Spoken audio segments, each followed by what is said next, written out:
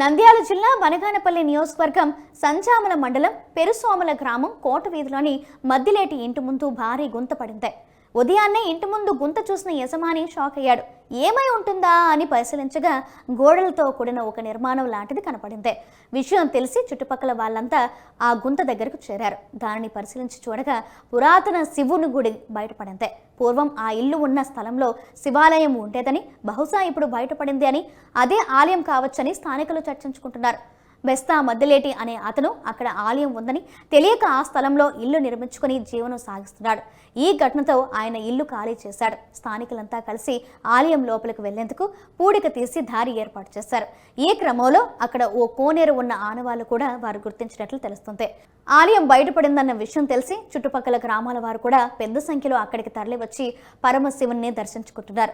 మరో 2 రోజుల్లో నూతన సంవత్సరాది ఉగాది రానున్న తరుణంలో ఇలా శివాలయం బయటపడడం అంతా దైవలీల అంటూ స్థానికులు ఆనందం వ్యక్తం చేస్తున్నారు.